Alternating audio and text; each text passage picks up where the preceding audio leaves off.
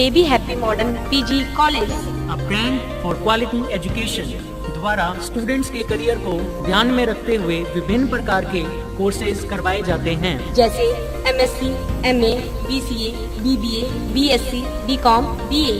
College में well qualified lecturers की कड़ी मेहनत से लगातार 3 वर्षों से स्टूडेंट्स ने महाराजा गंगा सिंह विश्वविद्यालय की मेरिट लिस्ट में अपना नाम लाकर शिक्षा के क्षेत्र में एक नया रिकॉर्ड कायम किया। हाय, आई एम नूरजहां। मैं बीबीए की स्टूडेंट हूं। मैंने बीबीए फर्स्ट ईयर में यूनिवर्सिटी में 3rd रैंक प्राप्त किया था। इसका सारा श्रेय मैं अपने मैनेजमेंट और स्टाफ को देना चाहूँगी, जिन्होंने यहाँ पर मुझे इतनी अच्छी फैसिलिटीज़ प्रोवाइड करवाई। Simranjeet Kaur, first year I scored 80% marks, and for this I would like to thank for Baby Happy Modern PG College. The environment of this college is very learning and I have learned a lot of during these 2 years. College में corporate world की आवश्यकताओं को ध्यान में रखते हुए समय समय पर करियर गाइडेंस सेमिनार्स और वोकेशनल कोर्सेज आयोजित किए जाते हैं। महाविद्यालय में library, labs, wifi, playground, canteen, transport आदि फैसिलिटीज प्रोवाइड की जाती है। संस्था का उद्देश्य स्टूडेंट्स को एकेडमिक्स के साथ साथ एक्स्ट्रा करिकुलम एक्टिविटीज जैसे कल्चरल, स्पोर्ट्स आदि में संपन्न बनाना है। आप अपने करियर को लेकर चिंतित हैं और इंजीनियरिंग के क्षेत्र में जाना चाहते हैं, तो अब आप चिंता न करें और संपर्क करें Saraf institute of engineering and technology से। श्री गोपीराम सराफ सेवा ट्रस्ट चेन्नई द्वारा संचालित इस संस्था में बीटेक और पॉलिटेक्निकल डिप्लोमा के कोर्सेज करवाए जाते हैं, जिसमें बीटेक में civil engineering, computer science and engineering, electrical and electronics engineering, electronics and communication engineering, mechanical engineering करवाई जाती है। पॉलिटेक्निकल डिप्लोमा में इलेक्ट्रिकल इंजीनियरिंग, मैकेनिकल इंजीनियरिंग करवाई जाती है। इसके अलावा महाविद्यालय में आधुनिक कंप्यूटर लैब, साइंस लैब, विशाल लाइब्रेरी, इंडोर आउटडोर खेल सुविधा, लड़के व लड़कियों के लिए अलग अलग छात्रावास सुविधा, कैंटीन सुविधा, विशाल खेल के मैदान आदि सुविधाएं हैं।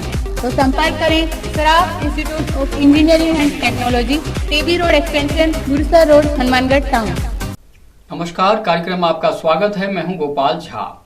आज हम रूबरू हो रहे हैं उस अधिकारी से जिनका महकमा अक्सर विवादों में रहता है, या यूं कहें कि अक्सर उस पर भ्रष्टाचार के आरोप लगते रहते हैं। जी हां, हम बात कर रहे हैं जिला रसद अधिकारी अशोक आसीजा की। आसीजा जी, कार्यक्रम में आपका स्वागत है। सबसे पहले हम ये जानना चाहेंगे कि जो गरीब तबका है उसके लिए सरकार खूब सारी योजनाएं बनाती है, लागू भी करती है, लेकिन इसके बावजूद जो अंतिम छोर पर बैठा आदमी है उसको लाभ नहीं मिल पाता है। आप क्या मानते हैं? नहीं, हमारा जो खाद्य नागरिक आपूर्ति विभाग है उसमें तो वैसा कुछ नहीं है। हमारी जो प्रायोरिटी है वो तो यही है कि जो अंतिम छोर पे बैठा व्यक्ति है उसको लाभ मिले। मैं ये बताना चाहूँगा कि हमारी जितनी भी स्कीम्स है उन सभी स्कीम्स में हम कूपन आधारित सिस्टम करने जा रहे हैं। हम उपभोक्ता को कूपन देते हैं, पहले टोकन देंगे, उस टोकन को लेकर उचित मूल्य दुकान पे जाएगा और उस उचित मूल्य दुकानदार उस टोकन की एंट्री करेगा, फिर उसको सामग्री देगा। फिर हम उस कूपन का सत्यापन भी करते हैं, फिजिकल वेरिफिकेशन भी करते हैं कि कितने आपके पास टोकन आए और कितने टोकन की आपने सामग्री इशू की। तो मेरी राय में जो हमारा विभाग है, खाद्य नागरिक आपूर्ति विभाग की मैं बात करूंगा, उसमें मेरा ये कहना है कि हमने उपभोक्ता सप्ताह लगाया। कंज्यूमर वीक में हम एक मेला सा लगता है दुकान पे, सभी लोग 24 तारीख से लेकर के और महीने की लास्ट तारीख तक लोग एक साथ आते हैं। तो ऐसा मुझे तो कहीं भी नहीं लगता कि हम अंतिम छोर में बैठे व्यक्ति को लाभान्वित नहीं कर पा रहे हैं। आमतौर पर देखा गया है कि रसद विभाग की जो कार्य प्रणाली है, खासतौर पर राशन वितरण प्रणाली की बात हम कर रहे हैं, उस पर अक्सर सवाल उठते रहते हैं। क्या वजह मानते हैं आप? अब ये लोगों की धारणा बन गई है। जो पहले जो सिस्टम था और जो वर्तमान में सिस्टम है, सरकार लगातार प्रयास करके और इसमें काफी सुधार ला रही है। और पहले तो ये सारा महीना दुकान खुला रहती थी और जरूरी नहीं था कि वो सारा महीना खुला रहे, उसको देखने वाला भी कोई नहीं था, सतर्कता समितियां भी नहीं थी। अब गांव से लेकर के हमने जिला स्तर तक सतर्कता समितियां गठित कर रखी हैं। जो भी स्टॉक आता है, जो भी खाद्य सामग्री आती है, वो पहले सतर्कता समिति के पास उसका सत्यापन होता है, गांव में पहुंचती है। और सरकार ने तो इतना कर दिया है कि 24 तारीख से ही हम सामग्री वितरण करना प्रारंभ करेंगे। तो एक साथ जब सामान हमारा उचित मूल्य सामग्री बिकती है तो निस्संदेह सारे गांव के लोग एक साथ इकट्ठे होकर के लाभार्थी आते हैं और अपना कूपन दे करके लेके जाते हैं। तो ये धारणा तो अब बदलनी चाहिए, पुरानी बात हो गई है ये। तो अब कूपन सिस्टम लागू होने से, सतर्कता समितियां लागू होने से, और हमने तो यहाँ तक इवन ये कर दिया है कि महीने की 5 तारीख को हमारा उचित मूल्य दुकानदार स्टॉक और वितरण रजिस्टर लेकर के ग्राम पंचायत में जाएगा और उस पर वेरिफिकेशन कराएगा। तो अब तो ऐसी कोई स्थिति है नहीं, पुरानी धारणाओं में परिवर्तन होना अब जरूरी है। सरकार संवेदनशील है और सरकार इस विभाग की कार्यशैली में बिल्कुल परिवर्तन लाना चाहती है। और जब नए राशन कार्ड बन जाएंगे तो आप देखेंगे कि हम उचित मूल्य दुकानदार को छत्तीसगढ़ के सिस्टम से हम इसको ऑनलाइन करने जा रहे हैं। तो निस्संदेह ये विभाग पहले वाली धारणा निश्चित रूप से बदलनी चाहिए जी। लेकिन आटे के वितरण व्यवस्था पर भी खूब सवाल उठे हैं। खास तौर पर कहा गया कि आटे का जो पूरा कोटा है वो आपको नहीं मिल रहा है, गरीब आदमी के लिए है, और अगर गरीब आदमी को आप आटा नहीं देंगे वो खाएगा क्या? ये क्या है? मैं ये निवेदन करना चाहूंगा इसमें कि आटा फोर्टिफाइड जो आटा है हमारा एपीएल परिवारों के लिए है, और सरकार ये मानती है कि जो एपीएल परिवार है, आप और हम लोग हैं, वो राशन की दुकान से सामग्री लेना उचित नहीं समझते हैं। जो सामग्री हम लेते हैं एपीएल परिवारों में वो 25-30% और 40% लोग से ऊपर इसमें जाते नहीं है। जब इतने लोग जाते हैं और हमारा अलॉटमेंट भी लगभग 59% है, तो मेरे हिसाब से फोर्टिफाइड आटे का जो अलॉटमेंट है वो पर्याप्त है और एपीएल परिवारों के लिए। और अगर हनुमानगढ़ जिले की बात कर रहे हैं, जिसमें जब प्रोक्यूरमेंट होता है, समर्थन मूल्य पर गेहूं की खरीद होती है, तो ये जिला 9 लाख एमटी का प्रोडक्शन है और ये मारामारी होती है कि हम कैसे ही हमारा गेहूं समर्थन मूल्य पर बेच जाए। तो ऐसे जिले में ये अपेक्षा करना कि एपीएल परिवार का व्यक्ति राशन की दुकान पर जाकर के गेहूं लाएगा, आटा लाएगा, मेरे ये बिल्कुल बात दिमाग में बैठती नहीं है। और एपीएल परिवारों को इस जिले में, तो मैं ये समझता हूं कि एपीएल परिवारों को इस जिले में आवश्यकता ही नहीं है। ये एपीएल श्रेणी का जो आटा है इस जिले में होना ही नहीं चाहिए। अब व्यवस्था ये रहती है कि इस एपीएल के राशन कार्ड को दूसरे लोग लेकर के जाते हैं, कुछ लोग, और उसका दुरुपयोग करते हैं। गांव में भी ये कई बार देखने में आया है कि कुछ लोग इसको चारे में एक निश्चित मात्रा में मिला करके पशुओं को भी खिलाने की शिकायतें आई हैं। तो ये जिले में इस दृष्टि से मैं नहीं समझता कि एपीएल परिवारों के लिए आटा कम है। सरकार इसको बढ़ा भी रही है, लेकिन वैसे इसकी आवश्यकता नहीं है। और जो लोग शिकायत कर रहे हैं वो कुछ तथाकथित ऐसे लोग हैं जो इस व्यवस्था का दुरुपयोग करना चाहते हैं। मैं तो ये समझता हूँ। जी जी। नहीं, मैं ये जानना चाहूंगा कि राशन डिपो पर क्या क्या उपलब्ध है, क्या क्या सामान मिलते हैं वहाँ पर? एपीएल परिवारों के लिए फोर्टिफाइड आटे के साथ साथ बीपीएल, स्टेट बीपीएल और हमारे अन्नपूर्णा और आस्था परिवारों के लिए 25 किलो गेहूं है जो हम 1 रुपए की दर से उपलब्ध कराते हैं। और जो अंत्योदय परिवार हैं उनके लिए हम 35 किलो गेहूं 1 रुपए की दर से उपलब्ध करा रहे हैं। और इसके अलावा कैरोसिन, चीनी भी उपलब्ध कराई जा रही है। इसके साथ साथ हम नॉन पीडीएस आइटम के क्षेत्र में भी काम कर रहे हैं, जिसमें हमारे मसाले, दालें, इस तरह की सामग्री, चाय आई है। तो इस तरह की सामग्री हमारे यहाँ पे उपलब्ध है। जी, आखिर क्या वजह है कि केरोसिन की जो कालाबाजारी है उसको आप रोक नहीं पा रहे हैं? आपका विभाग रोकने में विफल रहा है, इस तरह के आरोप लगते हैं रसद विभाग पर। अब ये पुराने समय की बात हो गई है कि केरोसिन की कालाबाजारी विभाग में हो रही है। अब जब नए राशन कार्ड अब बनने वाले हैं और आगामी माह में हम वितरण कर देंगे, उसके साथ हम केरोसिन का कूपन देंगे। अब व्यक्ति कूपन लेके जाएगा केरोसिन की दुकान पे, उचित मूल्य की दुकान पे, और उस कूपन से वो केरोसिन खरीदेगा। तो मुझे नहीं लगता कि कोई केरोसिन की कालाबाजारी करने की कोई सोचेगा।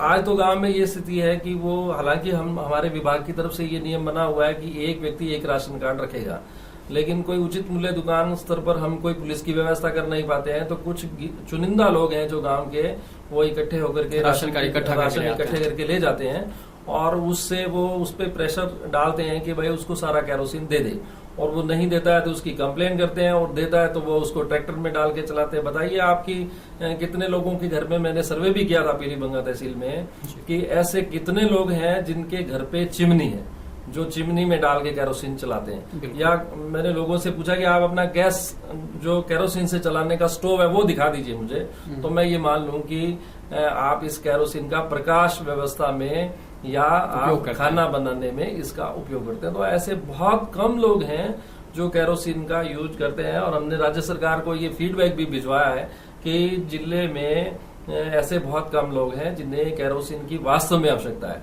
और कुछ गरीब परिवार हैं जिन्हें केरोसिन की जरूरत रहती है। तो उसके लिए जब कूपन सिस्टम हमारा लागू हो जाएगा तो हम निस्संदेह इस व्यवस्था में ये कालाबाजारी रोकने में हम कामयाब हो जाएंगे। कुछ शिकायतें जो आती हैं उसके लिए हम कार्रवाई भी कर रहे हैं, ऐसी बात नहीं है। जी असीजा जी, हमने देखा है कुछ अरसे के दौरान गरीब बनने की होड़ मची है लोगों में, यानी जो अमीर लोग हैं, जो तथाकथित रूप से काफी आर्थिक रूप से संपन्न है, वो भी गरीब बनने के जुगाड़ में रहते हैं। आप क्या मानते हैं, प्रशासनिक अधिकारी के तौर पर आपका क्या मानना है कि लोग गरीब बनना क्यों पसंद करने लगे हैं? जो सरकार की योजना है वो भी गरीब लोगों के लिए है, तो अब अगर उन लोगों के हम अगर नाम सार्वजनिक करते हैं तो निस्संदेह लोग गरीब नहीं बनेंगे। अगर वो चुपचाप तरीके से अगर अपना नाम गरीबों की सूची में जुड़ा करके और लाभ उठाएंगे तब तक ये चलता रहेगा। लेकिन जब जनता जागरूक रहेगी, सरकार ऐसे नियम बनाएगी जैसे कि बीपीएल परिवारों की पीले अक्षरों से उनके घर के आगे उनका नाम लिख दिया गया है कि ये बीपीएल परिवार है, तो उनको शर्म आने के कारण, उनको गांव अपने समाज के अंदर इस तरह की परिस्थितियां होने के कारण कि लोग उनके बारे में क्या कहेंगे, तब उन्होंने हमारे यहाँ पे भी आकर के और नगर पालिका में भी जाकर के अपने नाम बीपीएल सूची में कटवाए हैं। आज भी बहुत सारे आप देखेंगे बड़े बड़े मकान हैं, कोठियां हैं जिनके बाहर बीपीएल लिखा हुआ है, तो उन लोगों ने जाकर के नगर परिषद में अपना नाम कटवाया है। तो ऐसे गरीब लोगों के, जो तथाकथित गरीब लोग हैं, उनके नाम सार्वजनिक करने चाहिए, उनके समाज में इसका प्रचार प्रसार कराना चाहिए। मैं समझता हूँ कि जो हमारी ग्राम सभाएं हैं, जब हम ग्राम सभाओं को सशक्त कर देंगे, वार्ड सभाओं को सशक्त कर देंगे, जब वास्तव में आदमी जागरूक हो जाएगा, गांव के सब लोग जागरूक हो जाएंगे और शहर के सब लोग जागरूक हो जाएंगे। और जो सरकार ये मानती है कि जब ग्राम सभा में बैठ करके, वार्ड सभा में बैठ के निर्णय होंगे, जब गांव के लोग ये डिसाइड करेंगे कि ये तथाकथित ये व्यक्ति जो है वो गरीब है या गरीब नहीं है, जब ये वास्तव में लोकतंत्र हमारा सफल हो पाएगा, हमारी योजनाएं सफल होंगी। सरकार की भी ये नीति है कि योजना गांव से बननी चाहिए। मैं एज ए वीडियो भी मैंने काम किया, तो अब जब हमारी ग्राम सभाएं होती हैं तो सारे गांव के वयस्क व्यक्तियों का 1/10 लोग आने चाहिए, लेकिन बहुत कम लोग आते हैं। फिर उनको बुला करके लाते हैं, भाई आप आइए, आप इसमें विकास में जुड़िए, आप बताइए नरेगा में कौन सी सड़क बनानी है, नरेगा में कौन सी पटड़ी का काम कराना है, कौन सी सफाई का काम कराना है, कौन से तालाब को, तब जाकर के लोग वो इकट्ठा होते हैं। और वास्तव में जब वो इकट्ठा होकर के और निर्णय लेंगे और सरपंच को ये बातें करेंगे कि नहीं ग्राम सभा का निर्णय मान्य होगा, तब जाकर के ये वास्तविकता में हम ये अपना जो विकास का जो बिंदु है उसको हम साकार कर पाएंगे। तब ऐसे लोग जो नाजायज रूप से योजनाओं का लाभ उठा रहे हैं वो ये इस जो गरीब व्यक्ति है उसकी श्रेणी से हट पाए। आपको नहीं लगता है कि ग्राम सभाओं की आपने बात की है, बिल्कुल उसका जो मूल सिद्धांत है वो तो यही है जो आप बता रहे हैं, लेकिन होता बिल्कुल उल्टा है। ग्राम सभाओं में राजनीतिक निर्णय लिए जाते हैं। खासतौर पर अगर मैं किसी पार्टी का वर्कर हूं, मुझे ओबलाइज करने की रणनीति तय की जाएगी कि भाई ठीक है, अगर गरीब अमीर हैं तो भी इनको गरीबी सूची में डाल दो, इनको लाभ मिलना चाहिए। जब वोट की राजनीति जब होती है तो ग्राम सभाओं का क्या औचित रह जाता है? मेरा ये निवेदन है इसमें कि ये सारी बातें तभी होती हैं जब 1/10 लोग इकट्ठे नहीं होते, तो वो होते ही नहीं। जब लोग इकट्ठे होंगे और वास्तव में ग्राम सभा होगी, तब उसमें ये नहीं हो पाएगा कि किसी पार्टी विशेष से जुड़ा हुआ व्यक्ति उस ग्राम सभा में आए। उसमें तो सब लोग स्वतंत्र है, सारे गांव के जो भी वयस्क व्यक्ति हैं वो उस ग्राम सभा में आने के लिए स्वतंत्र है। और तब वो आकर के सरपंच को ये बातें करेंगे कि नहीं, जो हमने निर्णय कराया है, जो विकास हम कराना चाहते हैं, वो विकास तो नरेगा की सूची में जाना चाहिए, और जो वास्तव में गरीब है वो गरीब की सूची में जाना चाहिए। ये योजनाएं गांव में लागू होनी चाहिए। जो भी हमारे TFC SFC का पैसा गांव में आता है, योजनाओं का पैसा गांव में आता है, उसका भी एक सिस्टम है कि एक वार्षिक कार्य योजना बनती है, एनुअल एक्शन प्लान बनता है। उस एनुअल एक्शन प्लान में क्रमवार जो जिन कार्यों की प्राथमिकता है उन कार्यों को लिया जाता है। तो वो कार्य जब पंचायत समिति में आते हैं तो पंचायत समिति भी उसके लिए बजट उपलब्ध कराने के लिए उसी सिस्टम से उसको बाध्य है, और वही पैसा जिला परिषद से रिलीज होना होता है। लेकिन जब गांव का आदमी ग्राम सभा में नहीं जाएगा तो फिर हम इस तरह की बाधाएं आती हैं कि हम विकास वैसा नहीं करवा सकते जैसा गांव के लोग चाहते हैं, जो वास्तविक हकदार लोग हैं। उस समय ये सरपंच और उस समय पॉलिटिकल पार्टीज के लोग सक्रिय होकर के और ग्राम सभा की औपचारिकताएं पूर्ण करके अपनी मनमर्जी से काम करवा देते हैं। जी, एक बात हम करना चाहेंगे डिपो संचालकों की। आमतौर पर एक आरोप लगता है कि डिपो संचालक भ्रष्टाचार को बढ़ावा दे रहे हैं। हमें लगता है कहीं न कहीं जमीनी सच्चाई कुछ और है। सरकार भी चाहती है कि ऐसा होता रहे। हम आपसे ये जानना चाहेंगे कि डिपो संचालकों का जो कमीशन है वो काफी कम है। जैसे केरोसिन में शायद 90 पैसे प्रति लीटर के हिसाब से आप कमीशन देते हैं। सरकार को भी पता है, आपको भी पता है कि इस 90 पैसे के कमीशन से कुछ होने वाला नहीं है, तो क्या सरकार इसको बढ़ावा खुद दे रही है?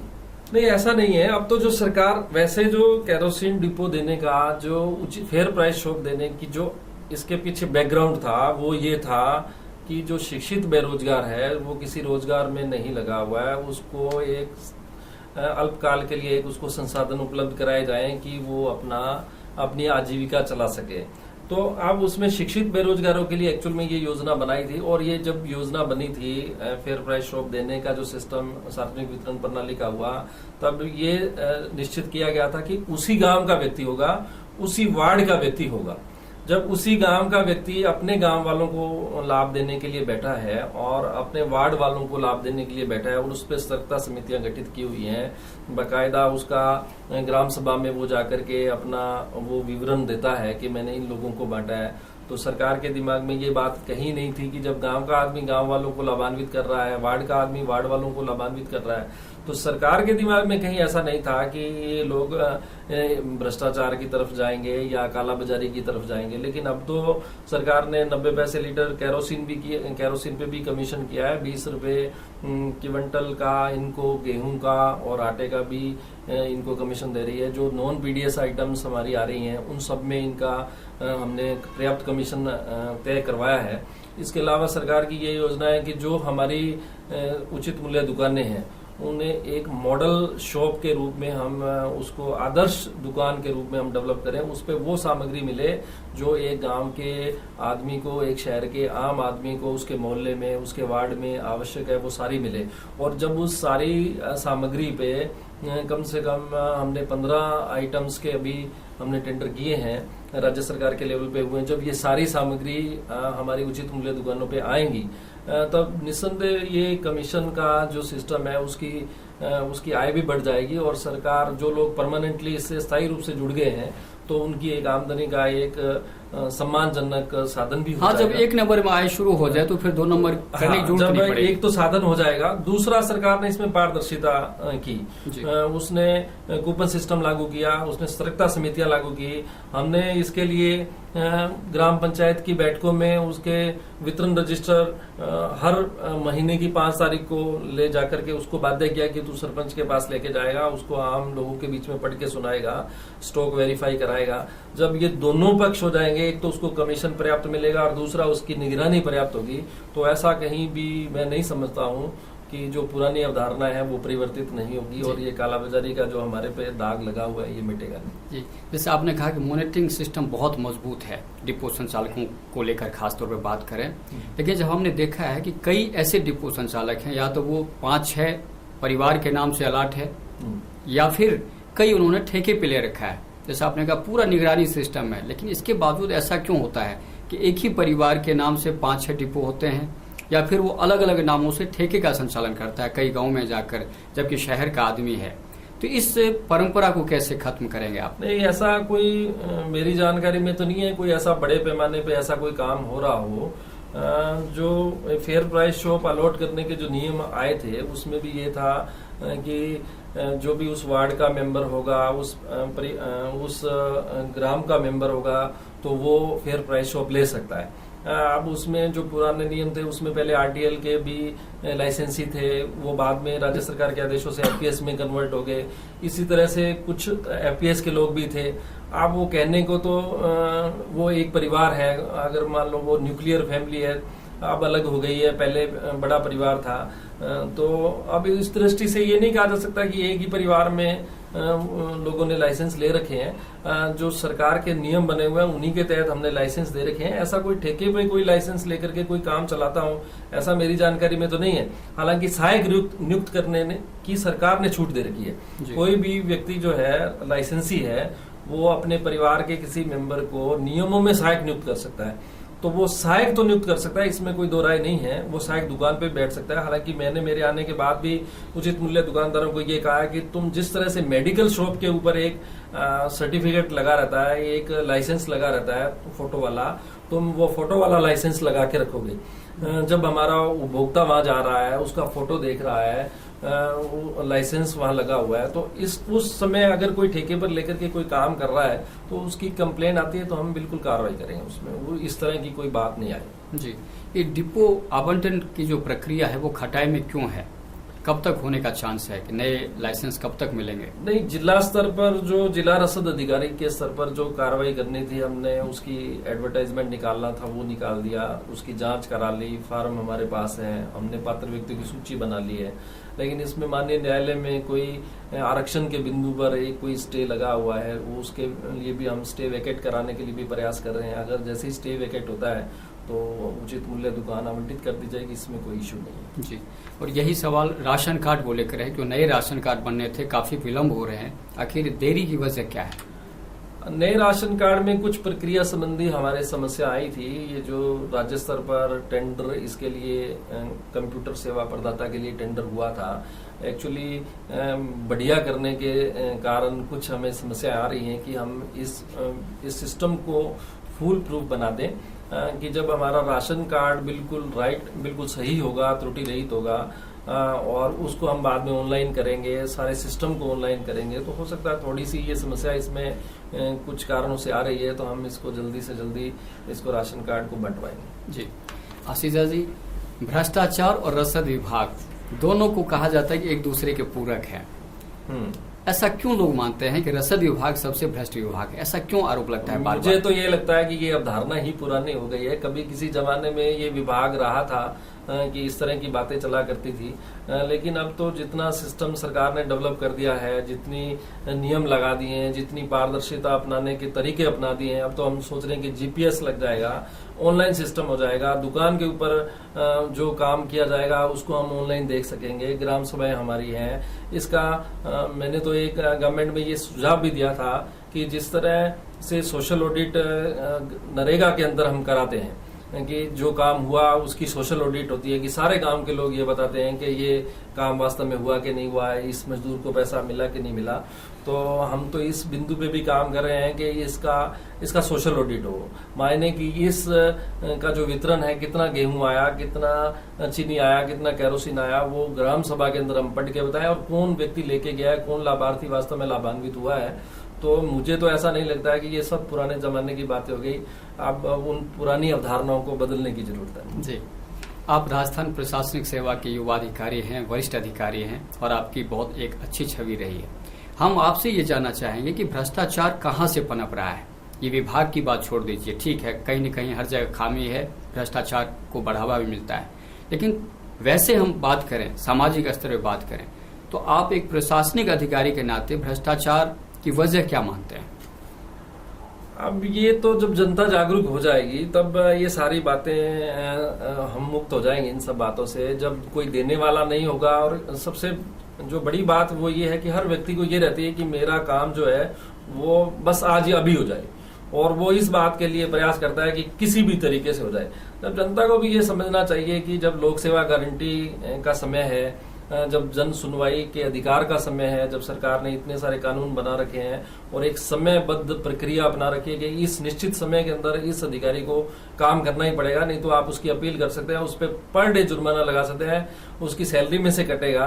तो अब जब जनता को ये समझना चाहिए कि उसको किसी काम के लिए इस तरह से जल्दी नहीं करनी चाहिए। जब जल्दी करता है आदमी तभी वो इस तरह की बात आती है। और पहले ये कहा जाता था कि काम को देरी, जब कोई अधिकारी काम में देरी करता है तो उससे भ्रष्टाचार पनपता है। तो अब काम में देरी का तो प्रश्न ही नहीं है। जब लोक सेवा गारंटी अधिनियम लागू हुआ है और राज्य सरकार ने इतने सारे विषयों को लोक सेवा गारंटी में डाल रखा है, तो हम समयबद्ध काम करने के लिए, एक नियत प्रक्रिया से काम करने के लिए बाध्य हैं। जब किसी व्यक्ति को 7 दिन में उसका मूल्यवासी मिल रहा है, 7 दिन में राशन कार्ड मिल रहा है, उसकी समयबद्ध प्रक्रिया है, उसके बाद उसके सूचना का अधिकार है, सारे कानून बने हुए हैं, तब व्यक्ति को एक अपने निश्चित समय के अंदर ही काम कराना चाहिए। और जो ऐसे अधिकारी हैं और जो इस तरह से कर रहे हैं, उस नियम का पालन नहीं कर रहे हैं, उनके खिलाफ जनता को जागरूक होकर कार्रवाई करनी चाहिए। तो मेरे को नहीं लगता कि इस तरह की बात अब आनी चाहिए, जब इलेक्ट्रॉनिक मीडिया और प्रिंट मीडिया इस तरह से सक्रिय हैं और लोग भी इतने जागरूक हो गए हैं, तो इस तरह की बात नहीं आनी चाहिए। जी चलिए, एक सवाल रसोई गैस वितरण प्रणाली को लेकर करते हैं। तमाम प्रयासों के बावजूद लोग आज भी ये जो रसोई गैस वितरक एजेंसी संचालक हैं, इनकी मनमानी से परेशान हैं। उनका आरोप है कि समय पर आज भी सिलेंडर नहीं मिलता, जबकि सरकार का ये निर्णय है कि 9 सिलेंडर तो आपको अनुदानित मिलेंगे ही समय पर। ये जो तमाम प्रयास ही विफल क्यों हो जाते हैं? इसमें मैं 2 पक्ष पे प्रकाश डालना चाहूंगा कि एक तो हनुमानगढ़ इस मामले में लकी है कि यहाँ पे ऑटोमेटिक हमने गैस बुकिंग का सिस्टम पिछले 4-5 सालों से रखा। तो किसी भी ऐसा कोई हनुमानगढ़ का उपभोक्ता नहीं था जिसको कि गैस एजेंसी पे जाके अपनी बुकिंग करानी पड़ती हो। जिस दिन वो सिलेंडर लेता था उसकी ऑटो बुकिंग हो जाती थी। और इस सिस्टम को परस्यू करने के लिए मैंने SMS सिस्टम भी रखा। किसी उपभोक्ता की ये कंप्लेंट होती थी कि मुझे, हम पेपर में दिया करते थे बाकायदा कि अब जो सप्लाई है 45 दिन में हो रही है, इस गैस एजेंसी की सप्लाई वो 40 दिन में हो रही है। तब हमने SMS सिस्टम भी लागू किया कि जिस उपभोक्ता के 40 दिन में सिलेंडर नहीं मिला या जो पेपर में आ रहा है शेड्यूल टाइम, उसमें अगर उस उपभोक्ता को सिलेंडर नहीं मिला तो वो मेरे मोबाइल पे और मेरे EIs के मोबाइल पे SMS करता था। तो मैं ये नहीं मानता कि उपभोक्ता को सिलेंडर लेने में कहीं परेशानी आई। और अब तो सारी व्यवस्था परिवर्तित हो गई है, कंप्यूटराइज सिस्टम हो गया है। अब तो पहले जब आप देखिए कि लोगों को 7 से ऊपर सिलेंडर नहीं मिला करते थे, बिल्कुल, और एक छोटे परिवार में मेरे ख्याल से 6 सिलेंडर ही पर्याप्त होंगे और बड़े परिवार में 9 सिलेंडर पर्याप्त है। लेकिन इस जो अनुदानित सिलेंडर देने की, अनुदानित गैस उपलब्ध कराने की जो भारत सरकार, राज्य सरकार की जो नीति है, योजना है, उसको भी हमें समझना होगा। आज एक उपभोक्ता के घर में जाकर हम देखते हैं तो उसने उसका उस अनुदानित गैस का उपयोग पानी को गर्म करने के लिए भी वो कर रहा है, कार को चलाने के लिए भी वो कर रहा है, इवन मोटरसाइकिल के ऊपर भी उसने उस गैस का उपयोग करने की ज्यादा हो रहा है। तो वो अगर दुरुपयोग करेगा तो निश्चित रूप से उसके गैस की कमी रहेगी। लेकिन अब तो सरकार की जो स्कीम वर्तमान में है, तो 9 सिलेंडर तो उसको 1 साल में अनुदानित दर पर मिल ही रहे हैं।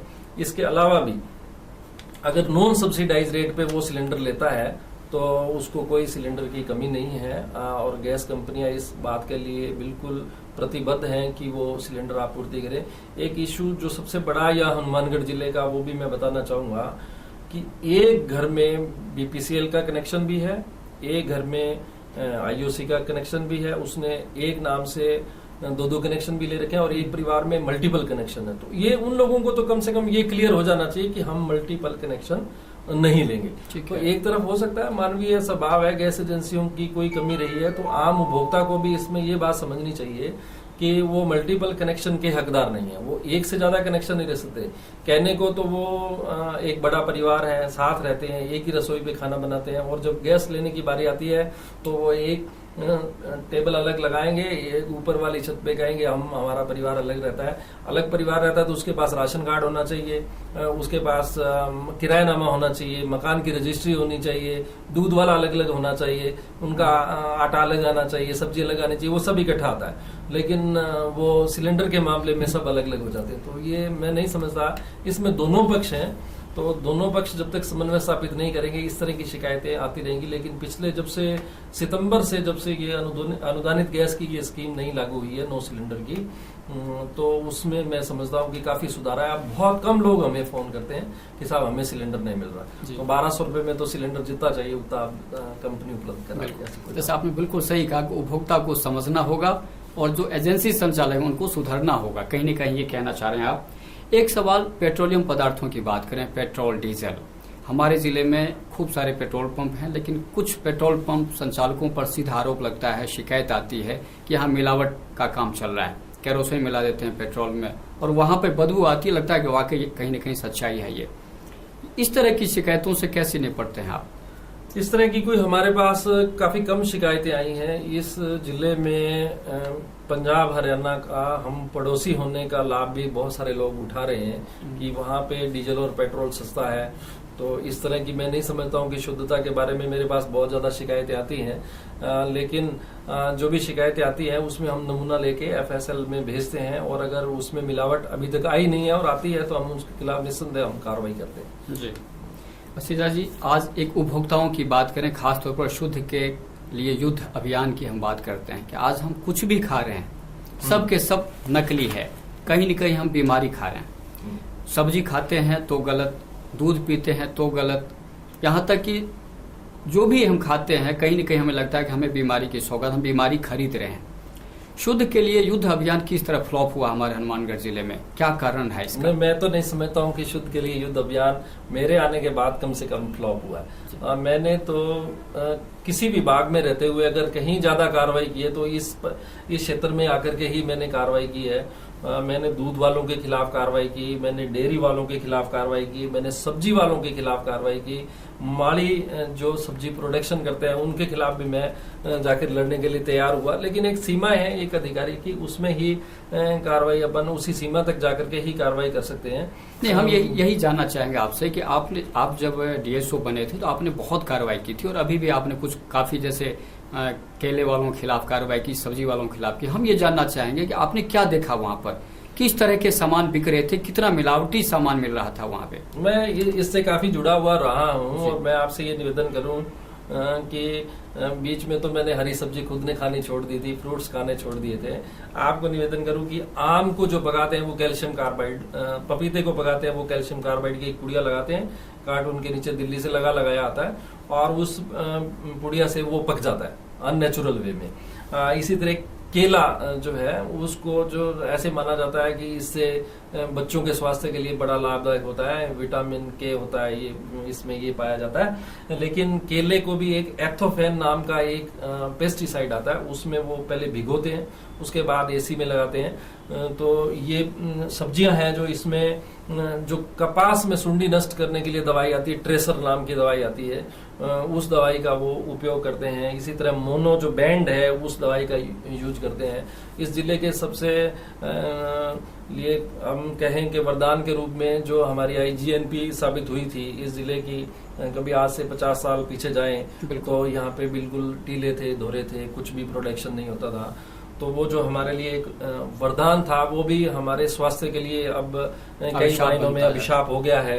इंडस्ट्रियल वेस्ट जितना इसमें डाला जा रहा है वो मेरे हिसाब से इस हनुमानगढ़ जिले में जितने के कैंसर के रोगी आए हैं, मैं नहीं समझता हूँ कि वो आने वाले दिनों में अगर ये एरिया इस बीमारी से बिल्कुल यूं महामारी का रूप ले ले तो मैं ये नहीं समझता कि ये कोई अतिशयोक्तिपूर्ण बात होगी। जिस तरह से गांव का आदमी आकर के शहर में जहर खरीद के जाता है, आप देखिए मसाले वाला, मैंने इसका सर्वे भी कराया था, हालांकि युद्ध को हमारे डिपार्टमेंट से इसको अलग कर दिया। अभी जो हमारे पास मोबाइल लैब थी उसको हटा दिया गया और उसको CMHO साहब के पास दे दिया है। लेकिन मैंने काफी कार्रवाई कराई, इसमें मैंने सर्वे भी कराया तो कुछ मसाला फैक्ट्रियां ऐसी हैं जिनमें वो चावल की कन्नी को पीस करके उसमें पीले रंग का केमिकल बनाते हैं तो वो हल्दी बन जाती है, ब्राउन कलर का केमिकल मिलाते हैं तो उसमें वो मसाला बन जाता है। तो शहर का आदमी जब गांव में आता है तो वो हमारे से बीमारी लेके जाता है और जब वो जो बेचने आता है वो हमारे लिए जो सब्जी के रूप में, हरी सब्जी के रूप में लेके आता है वो हमारे लिए बीमारी लेके आता है।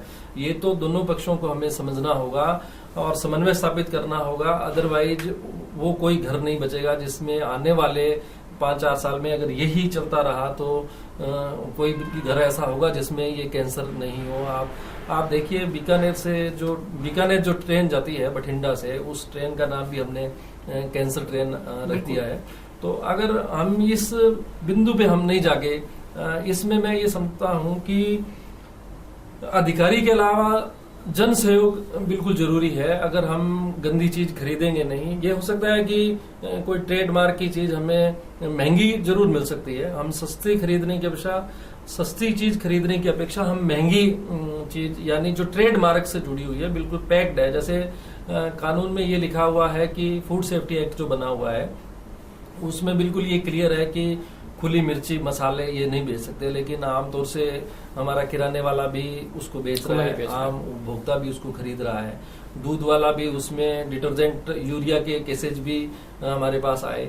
तो इस तरह से हम अगर थोड़े लाभ के लिए अगर हम स्वास्थ्य से खिलवाड़ करेंगे तो हम ये नहीं कह सकते कि मैं दूध बेच के आ रहा हूं तो मैं मसाला भी खा रहा हूं, मैं सब्जी बेच के आ रहा हूं तो मैं बाजार का घी भी लेके जा रहा हूं। तो हमें सबको इसको इकट्ठा होकर के संगठित रूप से हम जब तक प्रयास नहीं करेंगे तो मैं नहीं समझता हूं कि हम इससे बच पाएंगे कभी भी। किसी को भी आपने बिल्कुल सही कहा है कि खुले तौर पे मिलावटी का सब कुछ उपलब्ध है सामान, तो प्रशासन इन लोगों के खिलाफ सख्त कार्रवाई क्यों नहीं करता? प्रशासन ने तो बिल्कुल सख्त कार्रवाई की है। मैं आपसे निवेदन करूं कि जब मैंने ज्वाइन किया था तो मैंने शुद्ध युद्ध अभियान के अंदर जो डेयरी है, जो कलेक्शन सेंटर हैं दूध के, मैंने उनके खिलाफ भी कार्रवाई की।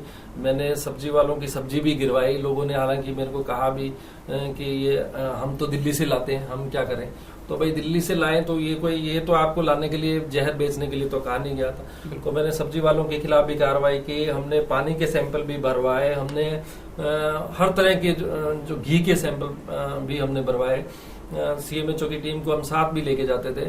लेकिन एक व्यक्ति जब तक जनता जागरूक नहीं होगी, जब जनता खरीदेंगे नहीं। आप देखिए कि कभी जब मेरे को याद है जब मैं 8वीं 9वीं में पढ़ता था तो केले की एक रेडी लगा करती थी, तो वो बोला करता था चित्री वाला केला, तो आराम से बिका करता था।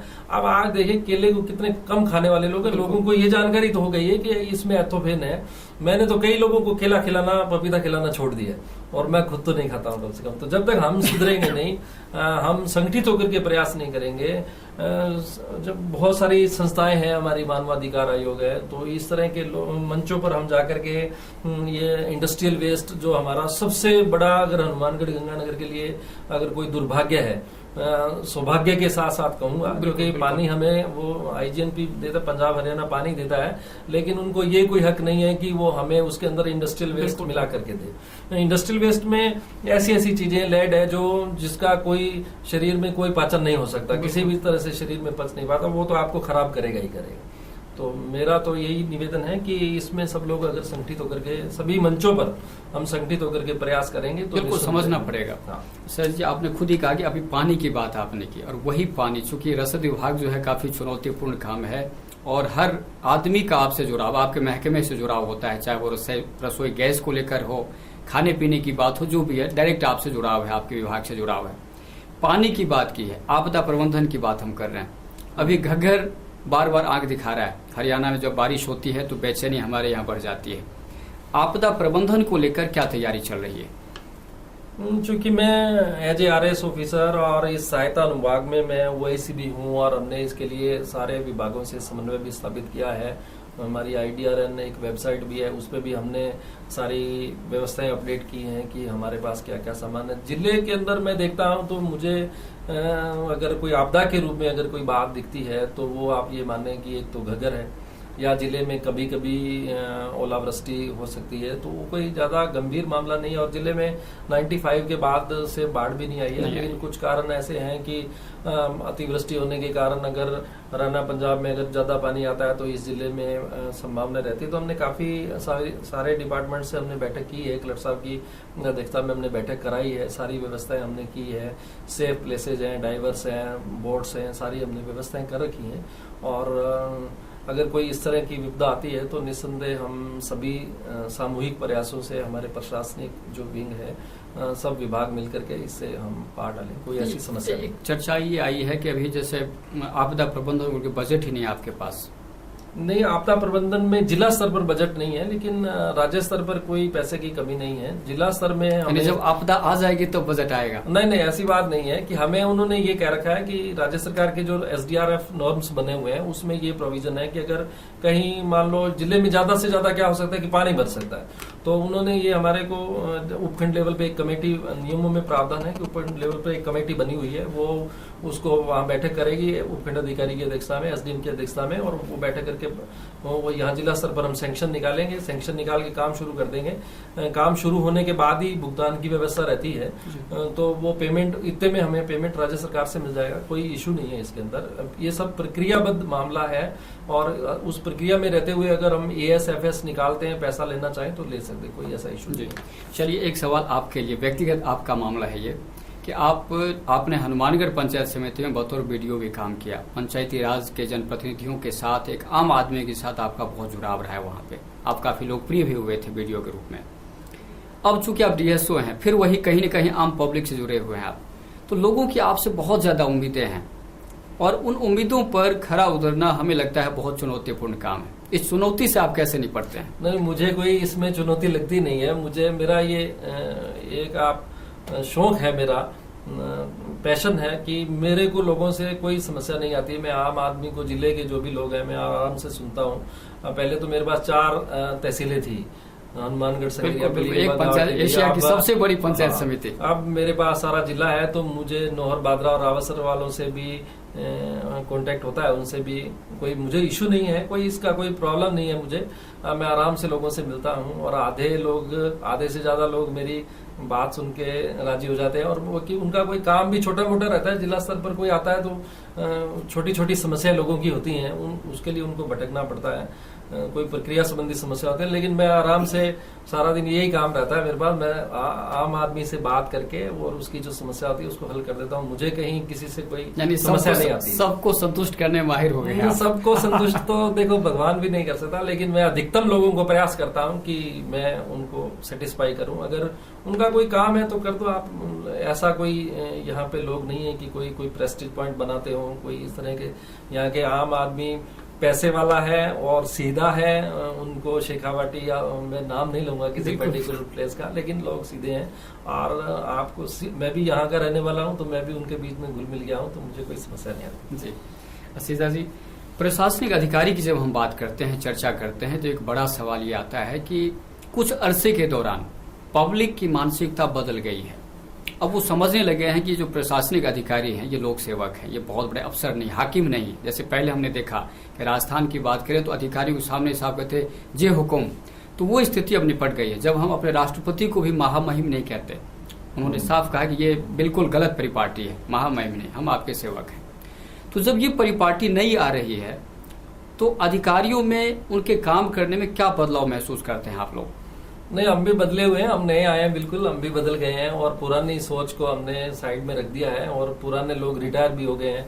अब नई सोच के नए लोग आ रहे हैं, उन्हें ये पता है कि वो हाकम नहीं है, वो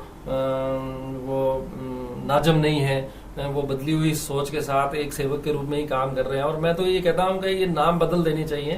तहसीलदार का नाम तहसील सेवक रख देना चाहिए, और कलेक्टर का नाम जिला सेवक रख देना चाहिए, बहुत उपखंड मजिस्ट्रेट का नाम उपखंड सेवक रख देना है। नाम बदलने चाहिए, और जिनमें ये नहीं आए कि ये कोई हम पुराने लोग हैं और पुरानी सोच है और लोगों को मारने पीटने के लिए या लोगों को तंग करने के लिए बैठे हैं। तो राज्य सरकार के भी निर्देश हैं कि हमें सेवा भाव से एक काम करना चाहिए, और इस लोकतंत्र में हम वैसे भी जन सेवक के रूप में ही काम करेंगे, तभी हम सफल हो पाएंगे। अदरवाइज हमारे पीछे बहुत सारे कानून लगे हुए हैं। जी, आमतौर पर हम देखते हैं कि जो पॉलिटिकल प्रेशर है हर अधिकारी पर है, चाहे वो थानेदार हो, चाहे वो प्रशासनिक अधिकारी हो, पुलिस अधिकारी हो, या संबंधित किसी भी विभाग का अधिकारी हो। सत्ता जिसके हाथ में है वो अपने आप को बहुत कुछ समझता है, और कहीं न कहीं उसको वर्करों को भी संतुष्ट करना पड़ता है, खासतौर पर हमारे जनप्रतिनिधियों को। प्रशासनिक अधिकारी के रूप में आपने क्या महसूस किया है इस मामले में? मैं ये भाग्यशाली मानता हूँ कि मैं हनुमानगढ़ में जॉब कर रहा हूँ। मैं अन्य जिलों में, प्रतापगढ़ में, बाड़मेर में भी काम किया। जो यहाँ के जो जनप्रतिनिधियों को मैंने स्पेशली हनुमानगढ़ के जनप्रतिनिधियों को देखा है, तो बिल्कुल सीधे और ईमानदार है कि इतना, और आम आदमी का अगर आप काम कर देते हैं तो मैं नहीं समझता हूँ कि इतना कोई प्रेशर हमें झेलने को मिलता है। प्रेशर वहीं आते हैं जब आम आदमी का काम नहीं होता है। जनप्रतिनिधियों को भी तो ये चाहिए कि उनके जो आदमी है या जो उनके वोटर्स हैं, जो आम जनता है, वोट तो चुनाव के समय होते हैं, उसके बाद तो आम जनता होती है, तो वो भी आम जनता के भले के लिए, आम जनता के कल्याण की बातें करते हैं। और जब हमारी कल्याणकारी सरकार है, इस तरह की सारी बातें हैं, तो उन्हीं लोगों पे प्रेशर है कि जो लोग काम नहीं करते। मुझे तो कोई कभी प्रेशर महसूस नहीं होता। चलिए, आखिरी सवाल, आपने हनुमानगढ़ में 2 महत्वपूर्ण जिम्मेदारी संभाली है, बीडीओ के रूप में और जिला रसद अधिकारी के रूप में। हम ये जानना चाहेंगे कि हनुमानगढ़ जिले के विकास को लेकर आपने क्या कमी महसूस की, आप क्या चाहते हैं, यहाँ पर क्या क्या संभावनाएं हैं, खासतौर पर विकास की बात करें, उद्योग की बात करें। मेरा इस जिले से 2002 से जुड़ाव रहा है। हालांकि मैं गंगानगर का रहने वाला हूं, तो एज ए प्रशासनिक अधिकारी तो मैं 2002 से जुड़ा हुआ हूं, लेकिन वैसे मैं ये हनुमानगढ़ पुराना गंगानगर ही था, तो इसी जिले में मैं पैदा हुआ हूं। तो मैं ये समझता हूं कि जब वो 2001-2 का जो जमाना था, क्योंकि हमारा जिला एक कृषि आधारित जिला है, सिर्फ हम लोग बाग मजाक भी करते हैं कि यहाँ पे कोई कल्चर नहीं है, सिर्फ एग्रीकल्चर है, और वास्तव में हम इस एग्रीकल्चर के भरोसे ही जिंदा है। नहीं, ऐसा कभी नहीं हो, भगवान ऐसा नहीं करे कि कोई ऐसी प्राकृतिक आपदा आए और हमारे पास पानी पर्याप्त हो तो हम एग्रीकल्चर से हट जाएं, एग्रीकल्चर हमारी आजीविका का भरण पोषण नहीं कर सके। उन विकल्पों पे मैं 2002 से कंपैरिजन करता हूं, जब एक ऐसा समय था काश्तकारों ने कमीशन एजेंट्स का, हमारे व्यापारियों का पैसा दबा लिया। हमारे व्यापारी जो कभी आड़त का काम, कमीशन एजेंट का काम ये माना जाता था कि इससे सम्मानजनक कोई काम समाज में नहीं है, और ये आदमी एक पैसे से जुड़ा हुआ आदमी है, वो भी काफी लोग यहाँ पे दिवालिया फ्लॉप हो गए थे।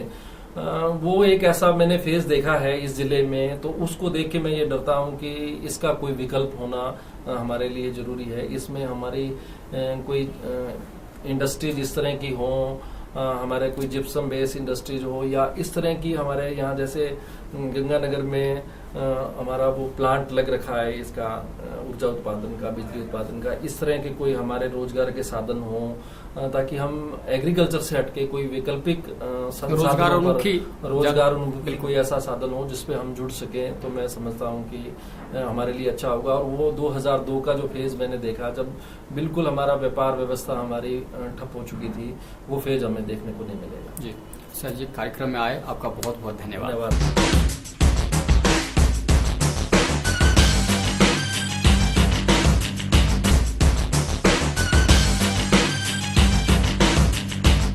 Baby happy modern PG college, a brand for quality education द्वारा स्टूडेंट्स के करियर को ध्यान में रखते हुए विभिन्न प्रकार के कोर्सेज करवाए जाते हैं, जैसे MSc, MA, BCA, BBA, BSc, BCom, BA.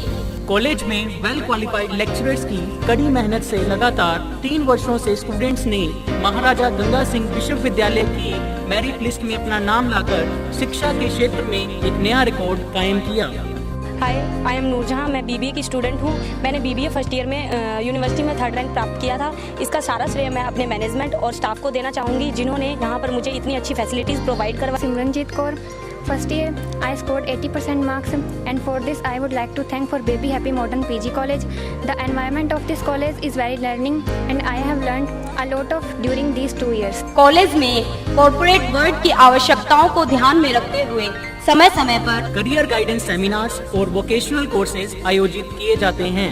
महाविद्यालय में library, labs, wifi, playground, canteen, transport आदि फैसिलिटीज प्रोवाइड की जाती है। संस्था का उद्देश्य स्टूडेंट्स को एकेडमिक्स के साथ साथ एक्स्ट्रा करिकुलम एक्टिविटीज जैसे कल्चरल, स्पोर्ट्स आदि में संपन्न बनाना है।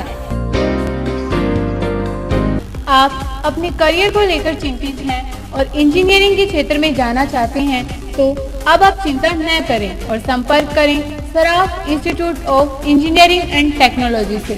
श्री गोपीराम सराफ सेवा ट्रस्ट चेन्नई द्वारा संचालित इस संस्था में बीटेक और पॉलिटेक्निकल डिप्लोमा के कोर्सेज करवाए जाते हैं, जिसमें बीटेक में civil engineering, computer science and engineering, electrical and electronics engineering, electronics and communication engineering, mechanical engineering करवाई जाती है।